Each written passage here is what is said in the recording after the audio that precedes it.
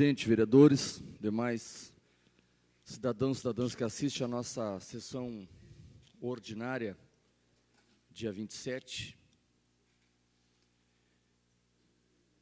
Ontem eu fiz uma fala aqui, uma fala rápida, e eu gostaria de hoje fazer praticamente a mesma fala, mas com um pouquinho mais de tempo e calma. Transporte coletivo e suas licitações. Eu considero esse tema um dos temas mais difíceis para os administradores municipais, para os prefeitos, especialmente de cidades médias e grandes. As cidades cresceram muito, não é uma tarefa fácil administrar o deslocamento de pessoas, ainda mais com as facilidades que criaram para que cada um adquira o seu próprio carro, seu próprio automóvel, e isso interfere diretamente no cálculo da tarifa do ônibus. Quanto menos pessoas andarem de ônibus, mais caro será a passagem, porque o preço é rateado entre os que pagam. Pouquíssimas cidades se destacam no Brasil pela qualidade do transporte coletivo. E se a gente lembrar de junho de 2013, explode em São Paulo com o tema mobilidade urbana. A dificuldade que é para a Prefeitura de São Paulo, há muitos anos, transportar aqueles milhões de pessoas por metrô e por ônibus, faz com que as pessoas percam, às vezes, 6 horas do seu dia ou até mais, para ir para o trabalho e depois retornar. Tem que sair às 4 da manhã para chegar no trabalho às 8. Tem que sair do trabalho às 6 horas e chegar em casa às 10 da noite. Superlotação, atraso, falta de qualidade, falta de atendimento, espaços imensos de cidades que não são atendidos por transporte nenhum, tem que caminhar longos trajetos às vezes. E isso é uma regra das cidades grandes, infelizmente. Porto Alegre até que é uma cidade bem atendida por ônibus. Não há uma reclamação que a gente ouve, mas a maioria das cidades, o ônibus, o metrô, o deslocamento, é uma coisa complicada. E foi se tornando cada vez mais caro.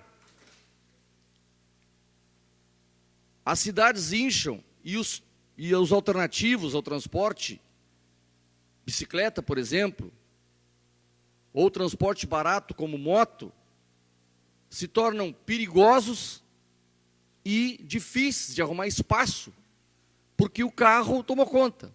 Isso é um fenômeno urbano no Brasil. E para as pessoas andarem de ônibus, é toda a problemática que eu estava falando aqui. Com isso, os prefeitos ficam com essa dificuldade há muitos anos, que tem empresas que se instalaram e as licitações, os prazos venceram e os prefeitos não conseguem superar isso. Aqui em Pelotas, houve uma tentativa durante o governo Marrone, que eu acho, não estou dizendo acho porque eu não sou um conhecedor profundo, que é muito parecida com essa tentativa que fez aqui o prefeito Eduardo Leite. Muito parecida. Divide-se a cidade em bacias e as licitações são feitas, então, juntando espaços rurais e urbanos para a mesma empresa fazer.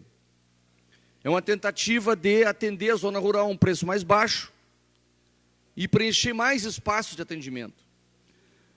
No governo Marrone, houve um movimento muito forte dos rodoviários, trabalhadores, motoristas, cobradores, mecânicos, etc., dizendo que aquilo ia desempregar, porque ia criar catraca eletrônica. Foi um movimento contra a catraca eletrônica.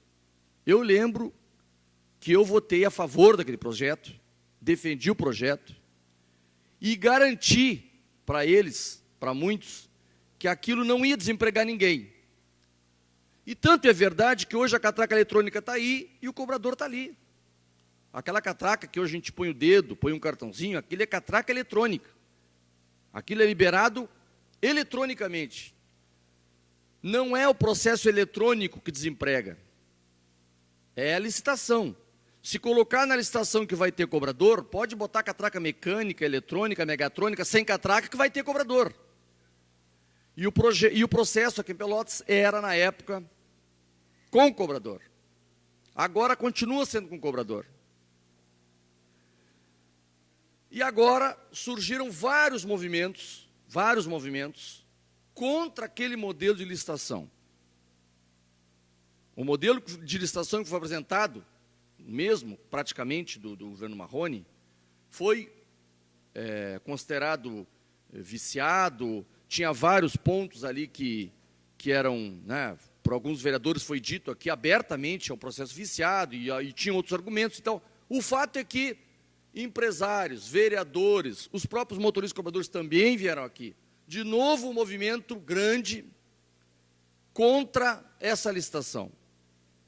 O prefeito Eduardo retirou a licitação e agora vai apresentar outra, só do meio urbano, e vai tentar reunir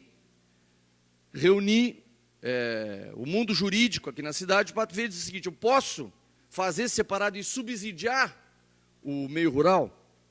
Ele não tem segurança disso. Posso a prefeitura pegar um dinheiro e colocar, quem ganhar a zona rural vai receber um dinheiro da prefeitura além da passagem. O dinheiro vai sair do caixa comum da prefeitura para subsidiar porque é muito caro na zona rural. Essa é a tentativa. Não é fácil. Não é uma coisa fácil de fazer. Nem a zona urbana, nem a zona rural. Existe também os interesses econômicos por trás dessa discussão. Eu acho interessante a postura dos empresários. Eles reclamam, mas pergunta se eles querem sair. Pergunta se eles querem sair desse negócio. E tempo já tiveram para sair. Então, é uma discussão, para finalizar, que exige uma questão muito forte, que é conhecimento técnico. E quem tem que fazer isso é a prefeitura. Ela que tem que ter a capacidade de medir quanto é que custa o transporte e quantos vão pagar. Quando a gente vai em grupo, numa pizzaria, numa churrascaria, né, em famílias, a gente somos adultos, separa as crianças e diz, olha, a conta saiu tanto. E divide entre os adultos, as crianças não vão pagar. Aquela vovó idosa também não vai pagar. O ônibus é a mesma coisa. Se divide a conta por quem paga. Os menores, os idosos, os deficientes, não pagam. Agora, essa conta numa churrascaria é fácil de fazer.